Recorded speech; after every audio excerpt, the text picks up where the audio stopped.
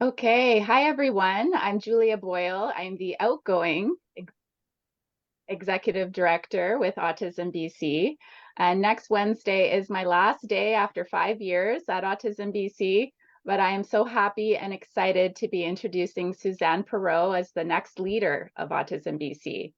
I am going to introduce Suzanne in just a moment, but I'd like to start by saying that we acknowledge and appreciate that we carry out our work on the traditional territories of the Indigenous people of what is colonially known as British Columbia. We express our gratitude for the land, waterways, cultures, and knowledge shared with us by the many First Nations, Métis, and Inuit across the province. Now, just a few housekeeping items for our participants. If you have any questions for Suzanne, please type your questions into the chat. We won't be taking any live questions tonight, so please keep your mics muted throughout the talk. Our team behind the scenes is going to group up and consolidate the questions from the chat and send them over to me to ask Suzanne later on in the hour. And we're going to be prioritizing questions on Zoom, but we welcome our Facebook audience to also add questions into the comments, and we'll make sure that we get back to answering those after the talk. So this session is being recorded and broadcasted on Autism BC's Facebook page, but only the speakers will be highlighted, so the attendees tonight won't be visible in the recording.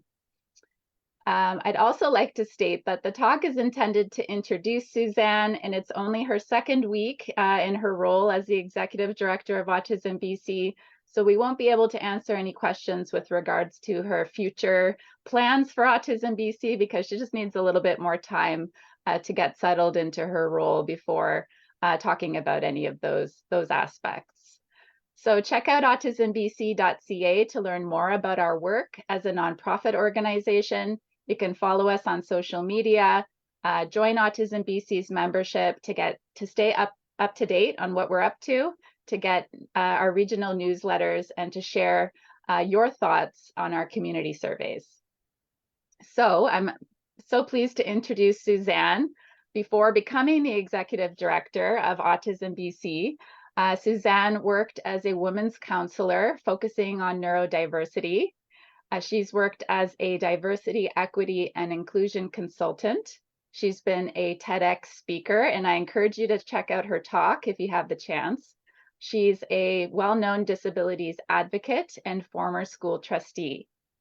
Suzanne is also self-identified as autistic and a parent to 3 autistic young adults, bringing a unique perspective to her work. With over 18 years of community involvement and mentorship, she supports neurodivergent families through an anti-oppression lens. She's worked with school leadership teams and educators on inclusion and trauma-informed practices, aiming for fair and equitable access to education. Her efforts have been recognized with nominations for the Community Impact Award with Autism BC and the Diversity Award from the Fraser Valley Cultural and Diversity Awards. So, but now I'd like for Suzanne to be able to introduce herself and share a little bit more about who she is. Suzanne, are you ready to jump in for some questions? I am. Thank you, Julia, and thank you to all of you who are here with us today. Greatly appreciate it and want to acknowledge that I'm coming in from the territories of the Kwantlen, Kaitsit, Matsquit, and Semiahoo First Nations. So I'll tell you a little bit about myself. Julia, you did a great job already doing that quick overview. First and foremost, I'm a parent. I'm a parent of a intersectional family, neurodivergent family, and I'm a parent of 3 young adults who are autistic, and I actually have 8 in my fold with my new marriage. Kind of new, not so new. Sadly, we lost one this spring, and again, just really tough stuff that we walk through with our families. So I'm first and foremost in all that I do, I'm a parent, and that serves to inform an awful lot of my world. different things about me that you might want to know. Fun facts. You know, I was asked, what's a fun fact? And I thought, oh, these are like the worst questions you can ask me because my brain stops and says, I don't know. So I inquired after one of my children, my eldest child, and they were like, Mom, you did Tough Mudder in its completion in 2015. So that's a fun fact about me. Why do I do things like that? I did Tough Mudder and a polar bear swim, and different athletic things. Sports regulate me. When I need Awesome. regulation, I go do something physical, and that's my thing. It gets me grounded. Another curious question that was presented to me was, what's your, Myers-Briggs personality? I don't put a lot of stock into those kind of things. However, I have done the test, and I'm one of those unique persons, apparently sit in the 2% of those who identify as women as an INFJ. However, I also know that when I was younger, I used to be an ENFJ. So, as I'm aging, I think I'm just getting more tired in my neurodivergent brain, and it's calling me inward more. So I thought that was kind of curious. I'm really passionate about our conversation and community with neurodivergence voices and the impacts, and it's why I do what I do. Because when I started out doing my work in advocacy, we didn't have social media, we didn't have the internet like we have now, we didn't have the opportunity to do the research we have, we didn't have all these subgroups in social media to provide support. And I really was struck by the lack of understanding, and how families, and I watched myself go through it, and I was my own metric of going, wow, if I'm struggling, then at least 10% of others like me are going to be struggling. And so that served to motivate me to go, we need to raise voices. And that really was a big impetus of me getting moving in the work that I do. Yeah, awesome. Thanks for sharing a little bit more about yourself. You talked a little bit about your experience as a parent and in your family life. Can you share a bit about your background, including your lived experience with autism, and what contributions you've made to the community over the last 18 years of your work? Sure, that's a lot. That could take up the whole hour. Yeah. I won't do that. I'll try to speed through that. As you mentioned, outside of being a parent, I was a school trustee for 4 years. And some people say, well, why did you become a trustee? And because my passion to understand and impact the conversation, especially around education, I recognize it's seated in policy and how we can uplift voices for persons with disabilities in community, and in the conversation of intersectionality. And so my thought behind becoming a trustee was really to see where I can impact policy and procedures, and to lift those voices, not only in my local school district, but provincially. And so some of my greater work that I have done while I was a trustee, probably the biggest motion that I put forward was first started in my school district, and it was on seclusion and restraint in isolation rooms. And so I had to do my research, which I had already begun long before I became a trustee on this, because of my own personal impacts as a child, but also supporting others in recovery from these experiences, and witnessing that our schools, not just in BC, not in Lower Mainland, it's international. Our schools house these rooms that are called isolation rooms, and they have different names, or like they're yellow room, green room, calm room. They have all these different code names to it, and they're hidden. Not all staff even are aware they're there, and parents often aren't aware they're there, and often aren't aware their children are being called to exist in them. And so my motion really served to have those rooms shut down and put processes and procedures that were quite stringent in place to ensure that there was consultation and safety protocols in place. And so that succeeded in my district. And then I moved that provincially. It was accepted as amended. And so that went into the ministry in 2020, and it got revisited again this last um, BC School Trustee AGM. It passed, another motion passed to have that one revisited. So that was one of my bigger pieces. There was a lot of sub motions going on as well, like inclusive parks and how we do different work in the schools. But that was a big reason why I became a trustee, was to really start tackling those conversations and impacting it. As a consultant, I've worked with school districts throughout the province on trauma-informed practices and inclusive practices, and really seeding the conversation very closely to that individual education plan process, the IEP process for families and students, to work on where the systemic and systematic ableism is showing up in the documentation and how it outflows into the goals and supports and stuff like that. So I've spent a lot of time doing that kind of lifting up and the collaboration and bridging families and the schools together so they can come to meaningful outcomes for our students. Yeah, that's And wonderful. I appreciate so much your passion for education and making, our schools across the province, happier and healthier and safer for neurodivergent students and students with disabilities. Yeah, thank you so much. What could you share a little bit about the motion that you passed with regards to the isolation rooms, and how does that change the experience for students coming into the school system? that's a really good question, Julia, and probably a pretty central one, to be honest with you. Prior to my motion in my district, and so we still have lots of work to do because other districts need to adopt this process and protocol. Um, but it doesn't allow the district to utilize these rooms without parent consent. There must be full exposure.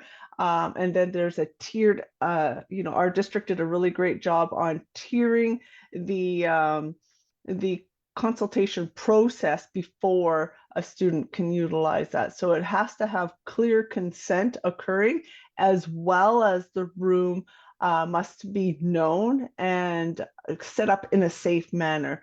So some rooms, have locks on them where the student is locked in or has a key lock, often no windows, um, sometimes padding, sometimes not, often no chairs. So they're very traumatic experiences for children, period. And so right now, what we want to see is that experience where we're looking at a child who's dysregulated, not as a behavior child, but a child who is having an experience with their neurology and their nervous system impacting their emotional expression, and how can we better support them through meeting them where their diagnosis is intersecting with the system. Yeah, yeah, that makes sense. Thanks for explaining that a little bit more. Um, I feel like you've talked about a few of your passions already, and things that you see as, being a priority in the community. But the next question's asking, in your perspective, what are the current pressing needs and challenges faced by the autism community, particularly concerning autistic adults and families? Sure, those are important questions, and thank you for asking them. And of course, this is my perspective that I'm offering, but I would see some of the most urgent is assessments and access to assessments, both for children and adults. The prevalence is increased dramatically, and because we have enough education out there accessible to us, and the opportunity to bend into self-agency and self-determination is becoming a more accepted experience from the conversation of mental health and wellness. We're finding that, especially in I'm going to say older generation, I'm older, that we're being given that space now to look at ourselves and the young adults to go into that world of going, hey, like, where am I in here? Am I in here? And be able to get curious about themselves. So that becomes a really important conversation, because not only Does it help one understand who they are? But it allows us to advocate for supports properly for ourselves, and hopefully in the workplace especially. And then, if in the event long term an individual needs to bend into disabilities, and they'll have that access for them, and not feeling like they're broken, something's the matter with me, versus going, this is who I am. And so that becomes a really urgent conversation from my perspective. Outside of that, equity in our education system and how we can better support our students in it outside of what's called UDL, or Universal Design and Learning. Right now, we're having conversations where UDL is going to really support our students well in the classroom, but it can't speak to the specific diagnosis and the specific needs of the student. And so we need to keep having those conversations about where supports come in appropriately for students outside of Universal Design and Learning in our classrooms, and how it shows up in IEPs, how it shows up with supports in the classroom, for example, for educational assistants, and better training for our educators in the universities coming out. Further to that, support for transitioning from youth into adulthood. We're really struggling in that area tremendously, and there's sudden cutoffs that we're experiencing. We have this terrible term called aging out, and it's that in itself is ableist, it's ageism, it's so many different things. And we need to look at how we can continue to create support so individuals can become participants in society and feel welcome in those spaces. When we're aging out, for lack of a better term, what happens is we get left behind. And that can create a whole host of other issues that we don't have conversations about. And then that pushes into, where does adult supports come in for disabilities, for medical, housing, food, etc. So those would be my top ones that I would highlight as an individual, and as a person who's advocated and have that purview into the community. Yeah, thank you so much for that. And I know that the access to assessments has been a really big focus for Autism BC, as well, as we've seen the wait list for child assessments grow, increased every year, particularly over COVID. And then, of course, we've had so many members of the autistic community reach out to us about assessments and challenges in accessing assessments. It's a really big challenge right now, and it's hard being challenged right at the start of that journey as well. There's so many challenges that you have to face after you get an assessment. That's right. So thank you for that. Can you highlight any distinctive opportunities you see for Autism BC to make a positive impact?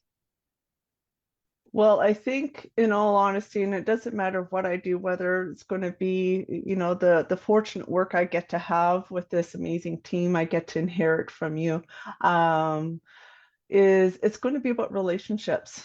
I think that's foundation to everything we do, however we look at it. And it's going to be about guiding those relationships and then moving that conversation forward, piggybacking on what I was already saying about how can we lift up self-agency and self-determination. Those are our biggest conversations, because that's really what the advocacy is about, and the supports are about, and having neuroaffirming language and neuroaffirming support systems in place, whether it's at the government level or the service provider level. Like, it has to come all the way through, and we need to be consistent in how we use language, and not be afraid to use the appropriate language. We can't be afraid to say, like, disabilities versus what we're seeing in our educational system, where it's diverse abilities. It waters down the conversation, and it takes away from agency and self-determination. So that's a really important piece in our opportunities, is to continue lifting up that conversation, and how that moves towards the foundational element. And it's really about saving lives. When we can have individuals walking in self-agency and self-determination, they get hope. And when we get hope, we save a life, and that's powerful work. And so that's what I see our work at here at Autism BC. It's going to be about saving lives and lifting that up and creating those experiences through that relationship building. So that will come through programming and different kinds of events, some training. Hopefully, we'll get to start seeing. I think that needs to be our guiding flagship, for lack of a better metaphor. Yeah, in terms of the advocacy work that we carry forward, Mm-hmm. Both that formal advocacy work, working, to advocate for systemic change, but also the informal advocacy work we do by lifting up autistic voices and helping to shape the conversations around what is autism and what does it mean to be autistic, right? Because there are a lot of misconceptions. There's a lot of misunderstandings about these experiences. So thank you so much. We want to take a few questions from the audience, but Suzanne, is there anything that you wanted to share through the talk that I haven't touched on yet with any questions? I think, the big piece in my heart is about how we move that needle forward towards self-determination and self-agency and walking in boldness and humility all at the same time. That we're, when we talk about the word inclusion, people say, well, we need to be inclusive and move towards inclusion. It's a moving target. I've been doing this a long time, and it's evolved and evolved and evolved, and in so many beautiful ways. And so I never want to think that, that we've reached the target, the goal, right? It's going to be a lifelong journey because there's lots of work to do. I've seen the needle move ever so slightly in my time, and my hope is that we can just pull ourselves together in lockstep with other advocacy groups to ensure that we're doing it in an honorable way and with dignity to the voice of us who need those supports and need a platform to speak and a platform to be heard, so that we can impact those systematic and systemic biases that are occurring, not just for autistics, but for disabilities and intersectionality, because it's a really profound conversation. And, my heart is to seek people who will come around us and lift us up and walk with us in this journey. It requires a community. Yeah, thank you so much for that. That's a beautiful message. I do have a few questions from our attendees tonight. Are you ready to take a few questions, I Suzanne? will Okay. do my best. First one is, thanks for sharing your background, Suzanne. I'm delighted to hear your passion for an anti-ableist and neuroaffirming approach. I'm curious what you imagine some of the challenges will be in driving change in the field of autism supports and services. In the field of autism supports and services, a division of the services where service providers get siloed and filtered out of being acknowledged as unique service providers, especially around the conversation of what is called PDA, pathological demand avoidance, preferably pervasive demand avoidance.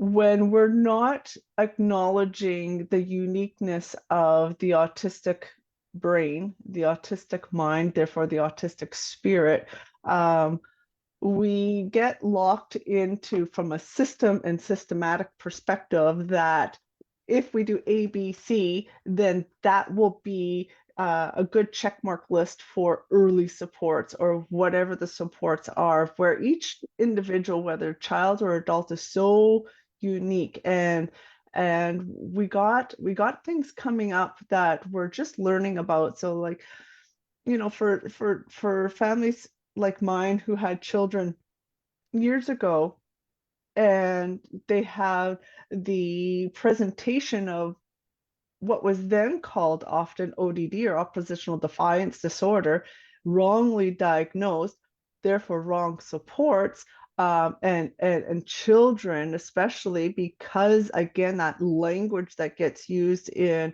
the diagnostic tools that get written out as the summary reports going into schools, and then the IEP outflow creates these biases against the child. And so understanding that a lot of children who are formally diagnosed ODD are actually probably a PDA child, and then making sure we have those service providers there and we're acknowledging them as service providers. And that was definitely one of the big concerns when we were moving towards those hub conversation, was how the service providers were going to be shifted and how funding could allow families to access those providers. So I think that one's going to be a really big conversation still going forward. You know, we got elections coming, that can change. I don't know, like politics change things, just keeps everybody busy. So those are some of the moving parts that, you know, we got to keep our thumbs on to pay attention to. So we got that heartbeat of what's happening. Yeah, you touched on you know, misdiagnosis and misunderstanding, you know, the needs of neurodivergent children as a key challenge in terms of getting the right services and neuro-affirming services in place for children and youth. I think that's something we've seen a lot over the history, and also changing diagnosis, new research, helping us to better understand. But I think you touched on some really great pieces of just really understanding the individual child or the individual person, right? If it's an adult as well, and what they need, and not kind of putting some Box plan, yeah. pre-existing, putting some pre-existing check marks or developmental markers, you know, driving those services. So thank you for that. Another question, moving on. So thank you so much for sharing your experiences and insights. I have 2 adult stepchildren who are on the autism spectrum, one of whom was diagnosed only in their early 30s. We have been trying to find ways forward to reduce isolation and connect with a counselor with autism experience. Do you have any suggestions for what we should look for in a counselor for an isolated, recently diagnosed adult? Where might we look? Okay, good question. So if you want person who's asking the question, please feel free to email me at sperreault@autismbc.ca, and I can provide you a couple of counselors. But what you want to look for is a neuroaffirming counselor, someone who understands it, not from textbook, but who understands it because they have lived experience. We got a few counselors right now in BC that have come forward since I started my work, and we got some exceptional people. We do have some exceptional counselors who also understand autism and PDA, who don't have lived experience. But those pieces are really important, that they're neuroaffirming, they understand the importance of that, because we don't want individuals kind of getting lost in a process that, so for example, that's not going to suit them, the therapeutic process that's not going to suit and support them. So for example, like cognitive behavior therapy, often we don't respond well to that. Person-centered is a really great place to be. But again, each individual is unique and each individual will find their place. But again, if you need some information, feel free to reach out and we can provide some names for referrals. Awesome. Thank you. That's a great question that comes up a lot from the community, is how can I access a neuroaffirming counselor?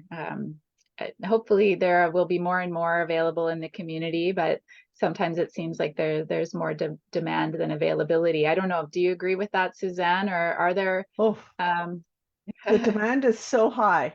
Yeah. As a, you know, as a support person, I've always had a wait list, and I don't know many who don't have some sort of wait lists going on. And again, it goes anywhere with regard to the mental health conversation and mental health and wellness and addictions. We need we need more funding, we need more support going into these areas, and we need more attention from our government to support these conversations, because all of it speaks into social development and poverty reduction.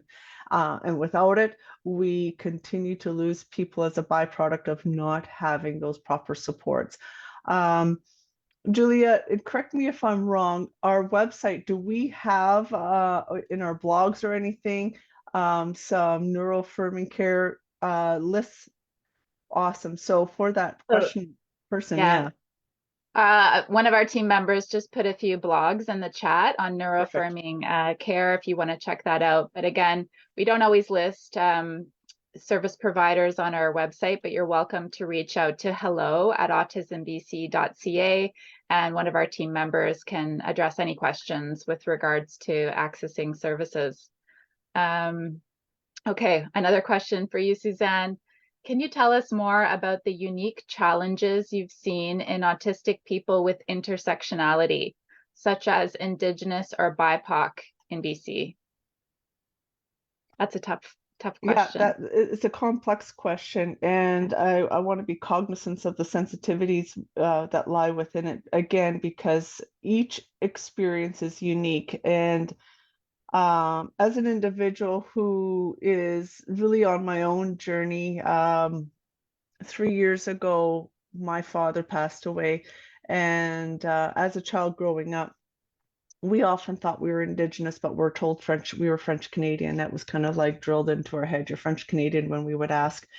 But my aunt, who I got connected with after, because all my father's siblings were all divided across Canada and didn't really have connection or access to anybody. But I had found an aunt, and she had indicated to me that we were Indigenous. Her father, my grandfather, was Indigenous. And the reason why I'm saying this is because in the conversation of intersectionality, regardless, I think the biggest piece is that deconstruction and reconstructing of self, and trying to go back and evaluate memories and experiences, and then pull those pieces back together to understand the why behind certain incidences and experiences, thoughts, and feelings. So for me, I can only speak from that has been a really big impacting experience of kind of going back and having to work through deconstructing, reconstructing, and then what flows out of it, things like rejection sensitivity and imposter syndrome, things like that can crop up, right? And so those are the other pieces of vulnerabilities that occur, and then where do we fit in space and place in society and culture around us. Yeah, I like the way you're phrasing it as deconstructing and reconstructing. I mean, I know we've heard a lot from late diagnosed autistic adults that there was, this kind of aha moment when they got their diagnosis of looking back and seeing their life through a completely different lens of who they were and why certain moments and, challenges came up in their past. So I like that phrase of, looking back on your life and kind of building a new framework to think about yourself in a new way as you're going Mhm. through this learning journey. And Think, there's loss in that, right? There's grief and yeah, loss to a certain degree, and yet there's excitement and hope and other things, right? So it's really it really gets complicated with this myriad of experiences, and again, each individual is different. So I can't speak for others. I can speak for what I know and what I've journeyed and am journeying through. And I think it's a lifelong journey. I don't think at that piece, I don't believe stops. I don't know how to fathom it stopping, yeah, because every once in a while you get a new aha. You work through some things, and then all of a sudden something else comes forward, right? And so I think those pieces need to be held with care, right? We have grace for ourselves and others in those experiences and journeys, and just hold each other tenderly in those moments, and be patient. Mhm. Just I have a few questions that are a little bit more related to Autism BC and your new role as our executive director. So I have a few more questions before we start wrapping up. Um, So one question is, it's so exciting to see an autistic person leading Autism BC. I agree. Do you see your neurodivergent perspective leading Autism BC in new directions? Well, everything I do is from a neurodivergent perspective. So I'm going to suspect it will be some kind of direction for those who are on the team who are neurodivergent. It probably won't be odd. They'll be like, oh yeah, okay, she gets it. Um, so, at the end of the day, though, my heart is there for the opportunities that are before us. And there's a number of different opportunities, and it's really about the team and the community around us, our members and our donors and our community, and what's going on in the heartbeat of the collective, right? And that, I think, is what really needs to be central to my work and our work as a collective, because we are operating like an organism, like one, and we affect each other. And so from that neurodivergent perspective, that's kind of how I look at it.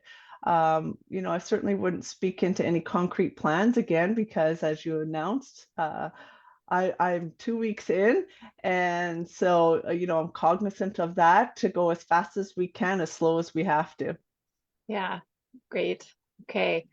If you could wake up tomorrow in a neuro affirming and inclusive world, what would that look like? Mhm. It's a I love big this picture question. question. Yeah, I Yeah. love this question. That I was asked this question very similar long, long time ago, when I was doing a presentation to a group of learning support teachers in the Lower Mainland, and it came at the end of the presentation, and I answered immediately with one word: human dignity.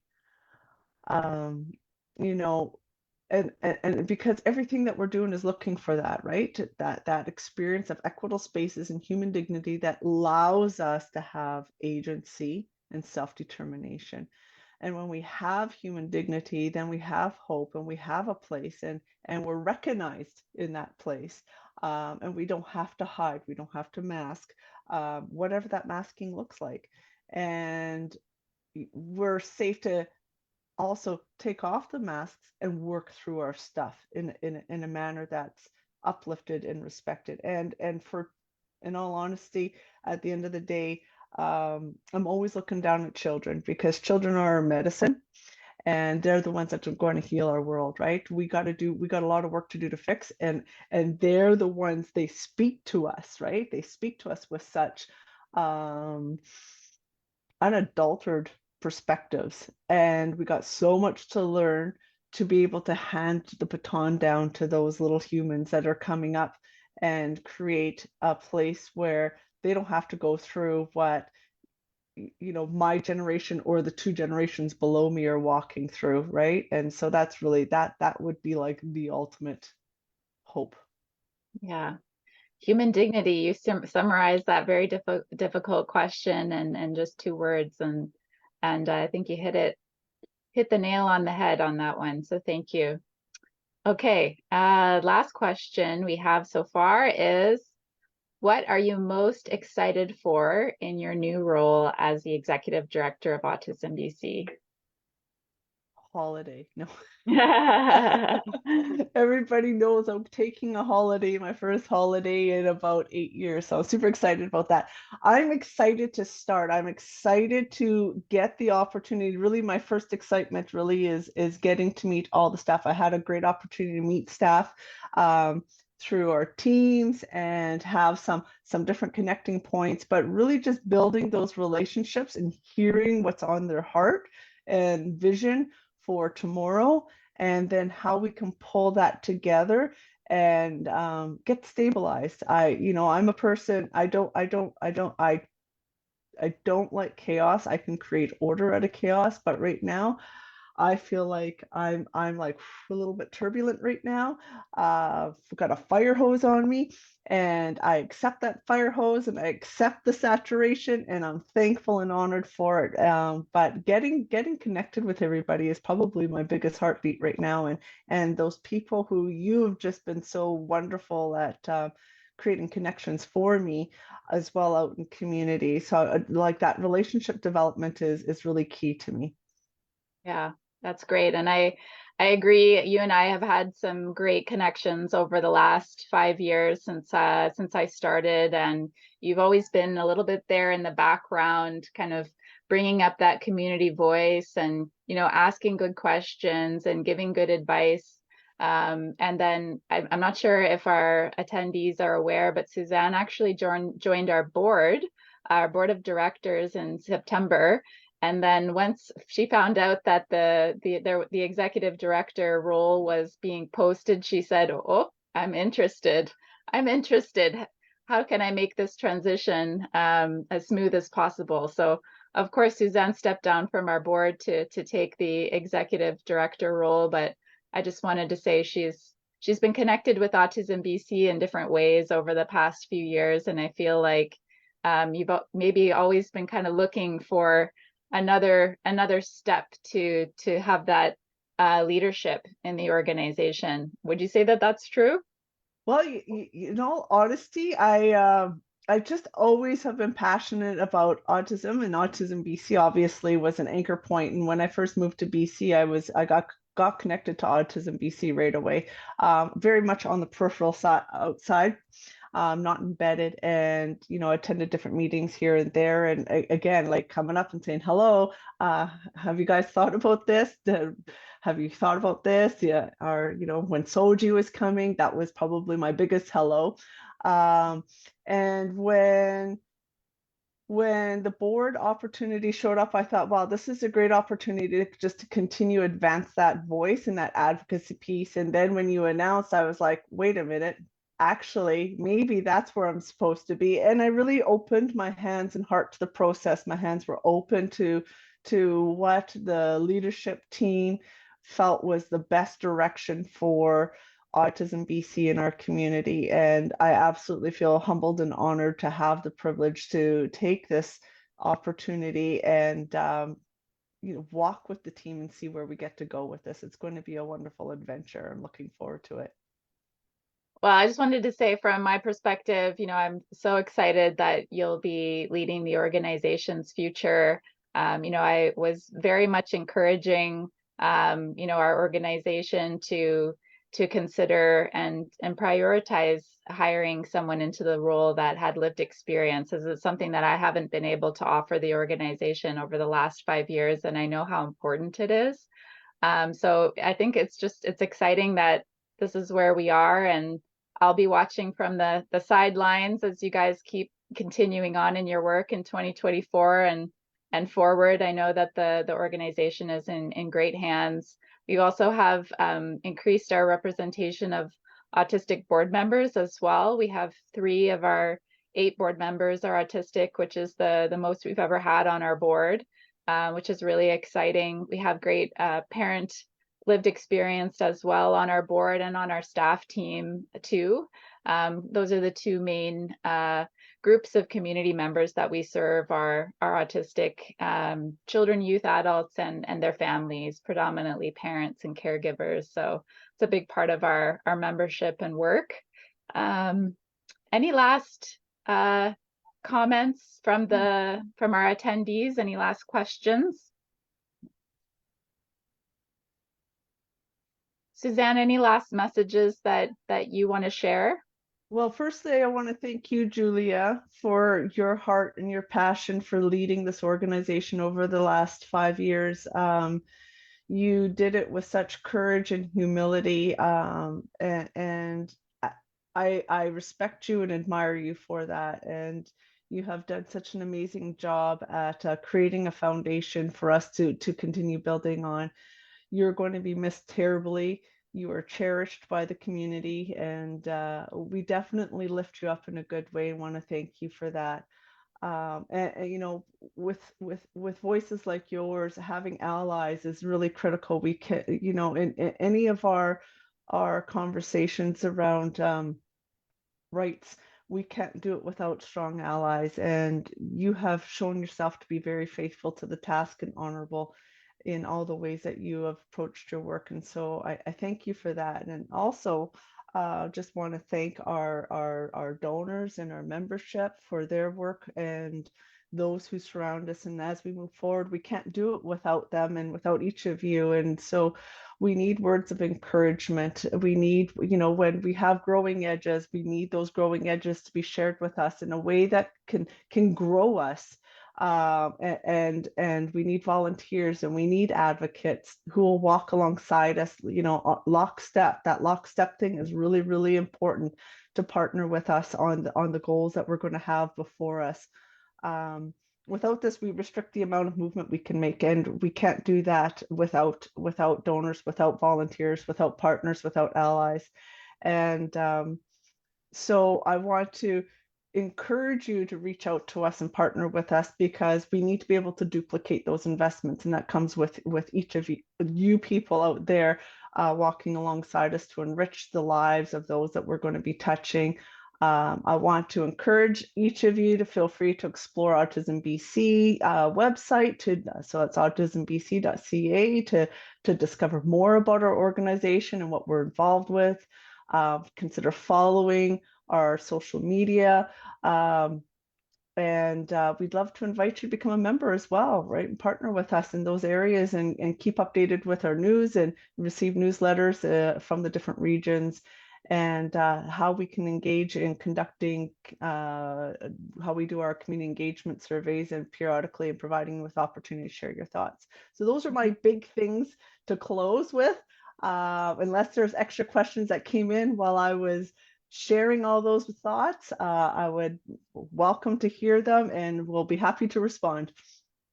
Yeah, thank you, Suzanne. There was one last question with regards to whether we have plans to diversify language-wise beyond just providing English services and resources. Any thoughts on that? Well, I think it's critical, to be honest with you. And so it's definitely something that's already been in the back of my mind. And that was part of the conversation when I went through my interview process. So definitely it's on my mind and in my heart. And again, we'll be looking to having people support us in these conversations. We got some amazing people in our communications team who I'm thankful for, very talented people. So we look for those recommendations and ask for grace and patience as we continue to move ourselves forward in these visions. Yeah, and just one follow-up to that was, are you open to working with nonprofit organizations for immigrants, such as Mosaic or Success or the ISS of BC? Well, that's a good question. I think as long as we're all aligned in a healthy manner that supports the vision, that, and you're right, my heart is and our job is to, again, self-determination and self-agency. So I cannot imagine, like Mosaic, I follow all the time actually. So, those are great opportunities for conversations moving forward, developing those relationships. I don't think we work in a silo, and I think we'd be foolish to consider being siloed. It makes us ineffective if we do.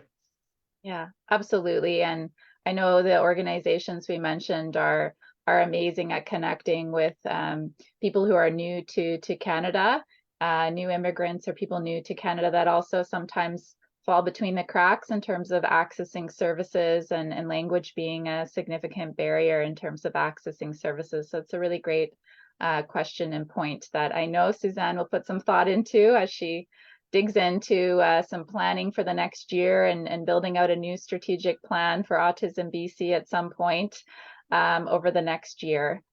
So I think with that, we might wrap up the talk. Again, Suzanne, welcome to Autism BC. I hope you feel the open arms, the respect and the excitement in joining the team.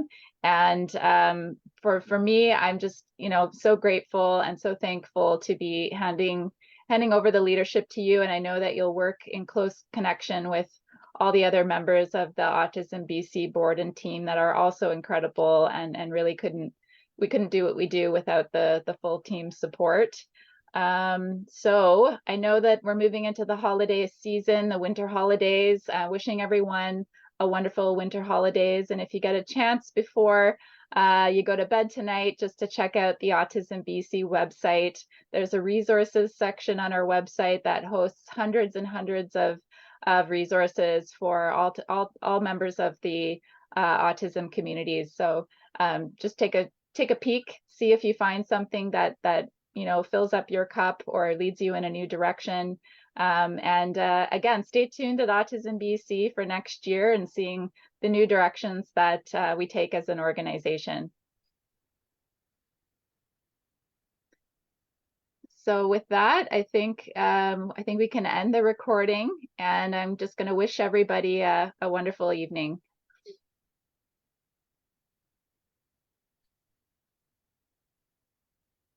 All right, great job, Suzanne. Have a good exhale. Good exhale. Good exhale.